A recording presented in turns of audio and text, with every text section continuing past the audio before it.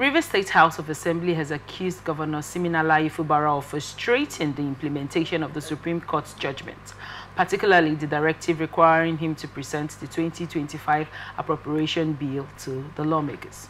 The Rivers State House of Assembly made the accusation through its chairman, House Committee on Information, and spokesperson, Dr. Enemi George, in Port Harcourt, the state capital, on Sunday. George urged the public to pressure the governor to follow due process in presenting the 2025 Appropriation Bill rather than attempting to gain public sympathy by portraying lawmakers as obstacles. He challenged the governor to produce an acknowledged copy of the letter he claimed to have sent to the House.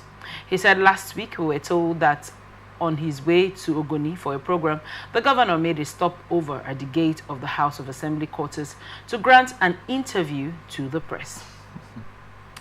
In that interview, he claimed that he had sent a letter to the House of Assembly indicating his intention to visit and present the Appropriation Bill, a claim we found rather astonishing as no such letter was received by the House of Assembly. His aides later alleged that he forwarded the letter through WhatsApp to some members of the House, which was also awkward, unprofessional, and embarrassing. George added, "As I speak, the social media spaces are awash with stories about the purported letter from the governor to the House of Assembly expressing his intention to visit the House to present the Appropriation Bill for the year 2025. Nothing can be farther from the truth. We want to state categorically that there is no such letter before the House of Assembly nor any of its staff. We challenge the governor and his aides to produce an acknowledgement copy of such a letter or any evidence that such a letter was sent or received by the House of Assembly. It is absolutely untrue and unfortunate. The general public must, as a matter of importance, ignore such claim." George further said the governor frustrated all the House's efforts to work with him to resolve the lingering crisis immediately after the Supreme Court's judgments, particularly on the aspect of presenting the Appropriation Bill in the interest of the state. According to George, House staff members who attempted to deliver the letter to the government house were assaulted and turned away. The lawmakers then resorted to using a courier service, but the governor still did not respond. He added the governor did not heed to our call, nor did he demonstrate any intention to. Recall again that the judgment of the Supreme Court invalidated the appointment of most of the commissioners of the state. Well, to bridge this gap and avoid a vacuum, this House immediately wrote to the governor to submit the list of commissioners for immediate screening. Our letter was again rejected at the government house, and we once again resorted to deliver the mail through a courier service. Rather than heed our call, the governor instructed them to go to court against us, which they have now done. The governor went further to instruct all ministries, agencies, and departments of government not to receive any correspondence from the Rivers State House of Assembly nor communicate with us in any manner. George said the governor must be reminded that the House of Assembly is not an appanage of the executive and its members are not his slaves, bond servants, and serfs.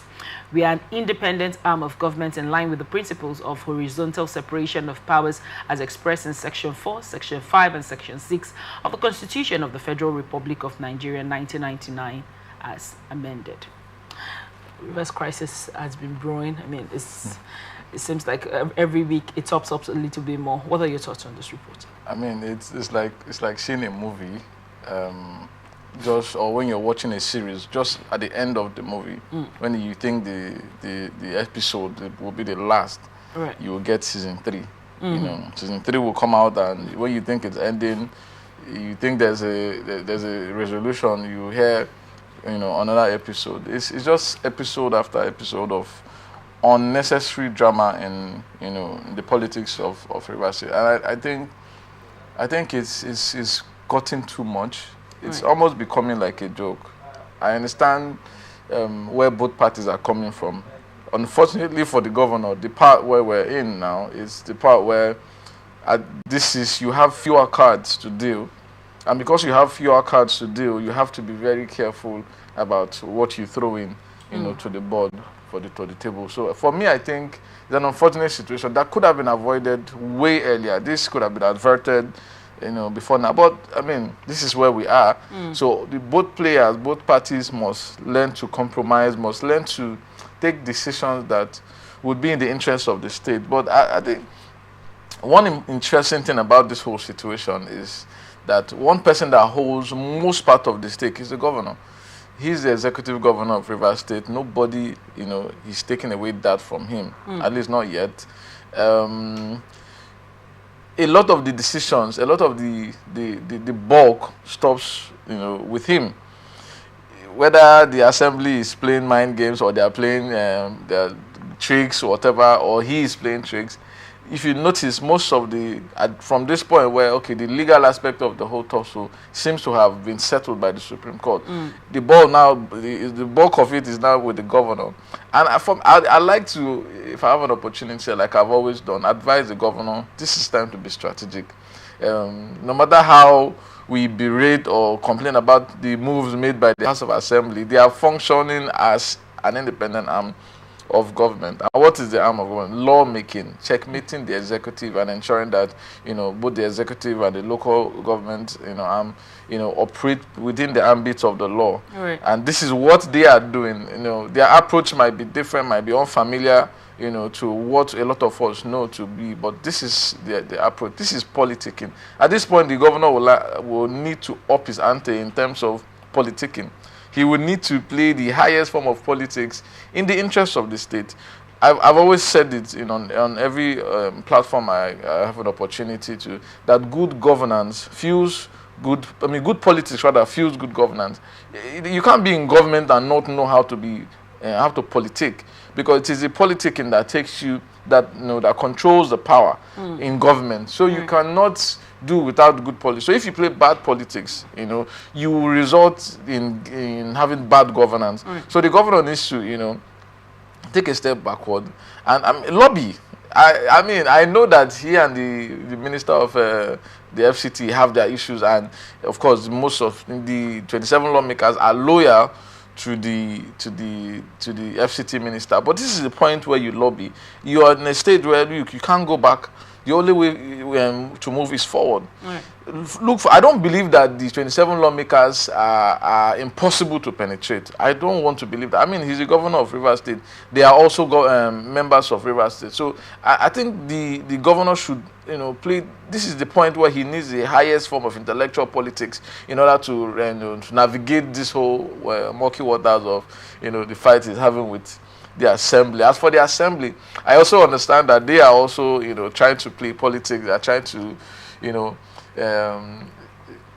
flex their powers. For about a year plus, they've not been able to function. Their function has been sectionalized, or was sectionalized. When Okojombo was in the picture. But right now, it's like they have the full power. They have the full autonomy. You cannot deny them at this point. They are no longer a group of friends. They are now the House of Assembly. So they are trying to flex as much muscles as they can. But in flexing that muscle, I'd like to advise that they should also understand that they are there to represent the people of Rivers State. So no matter how much of muscle they want to flex, if it's to the detriment of the people in the state that they are in quotes representing, then I think it's going to be an aberration and shouldn't be so. So whatever decision they are taking, back and forth about the governor not using the right channels, it should be done, for the state or for the interest of the state, and not just because they want to prove a point that obviously everybody agrees that at this point they are the House of Assembly, So in trying to play politics, I think they should consider the interest of the people first. Thank you so much for your insight on that. Now, I want to gather your thoughts as regards, last week, the FCT minister made a statement as regards, the letter that was sent by the governor is useless. And he also went forward to, and I quote, why didn't he try to reach them through other means as regards sending them, calling directly and or sending them messages directly. Now, the chairman of the committee has come up to say that they did claim that they sent WhatsApp messages, right? Which is not a formal way of sending. Now, my guest for last week, I did, ask him a straightforward question, which I'm still going to put to you, even though it's not critically as regards, very much concerned. The FCT minister didn't come up in this report. But I asked if they reached out to the governor through a letter. was there anything wrong in the governor reaching them back through a letter which they now claim, like the head of committee said, they didn't see the letter. It was forwarded to some members, on their WhatsApp and all of that. Now, in the grand scheme of things, what is the fate of Rivers people in this scuffle? No, first of all, like you mentioned, what the minister of the FCT said is his opinion. And I don't think that is that amounts to what is for everybody. If he says anything is what it is, that is what he thinks he is. For me, I think this is just simple politicking. There's nothing more and nothing less. I mean, I see a lot of sensationalization from different sectors of the society where these persons will come. I mean, even to the point where, I mean, it got to the ethnic coloration of, what is happening, which for me I think is quite unnecessary. Look, this is politics. The State House of Assembly is confined with the responsibility of making laws, and their function as the assembly is what they are doing. The governor is an executive, and I keep saying this thing, there are consequences for every action that you take. What is happening now is both parties facing consequences. The lawmakers, and several lawmakers had stayed for a year plus without salaries and anything accruing them because of the decision they took. At some point, they face all that consequences, and this is where they are. The governor is facing the consequences of, first of all, the issue with the State House of Assembly complex that was brought down that says he wants to renovate. If that was where they were sitting, I believe some of these complications would not be there, because you would drive now you're going to where they are sitting is also their residence, so they have a lot of excuses to play the drama they are playing. So it is only consequences of actions taken by both parties that is happening. So each party should recognize that, look, whatever I keep saying, I read somewhere somebody was saying, oh, the State Assembly should do this. I said, look, this is the governor people should allow the governor to face the pressure as a governor. Stop trying to fight for him as a group of people. No, the governor has a responsibility. He's a leader of the state. He has a responsibility to act whatever decision that is necessary for him to take for the state to move forward. He should take it. It is not you and I that will take that decision. When the time comes for election, we're going to go through all of that process. That is where we come in. At this point, this is not where we come in. As a people, our role is to keep encouraging the government to keep demanding for accountability. But you cannot demand for accountability in isolation.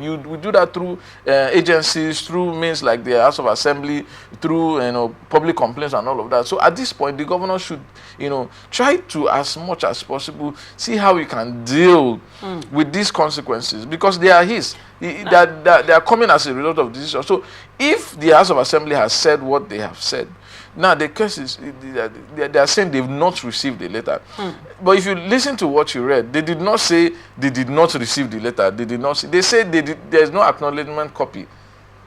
There was emphasis on that. Show us the acknowledgement copy that you gave us a letter, because that by the usual procedure of communication from the executive to the assembly, they are laid down procedures, and they are saying with regards to those procedures, there are no evidence that you've sent a letter. The only evidence that shows that a letter was sent or received is usually the acknowledgement copy, and that is what they are saying. So if you do a video of you standing in front of the gate with that document, as long as they have not acknowledged, it means they have not received, and this is the laid down procedure. So that's why I say, I will come back to what I said. This is time for lobbying. This is the point where the government needs to look for a way. You can't tell me 27 individuals, you cannot break into any of them. Reach to their constituents, and there are ways.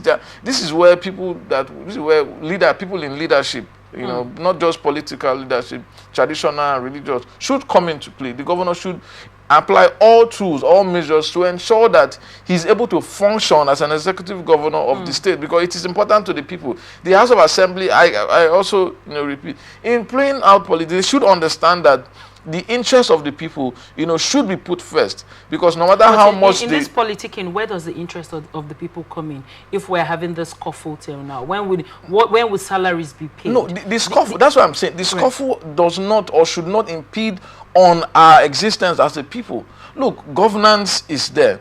Governance is continuous. It doesn't stop. Politics, of course, is also an instrument used in governance. Electionary times are different time. This is times for governance. People will still play politics whether or not. The politics is not for them to be elected. The politics is how things are done.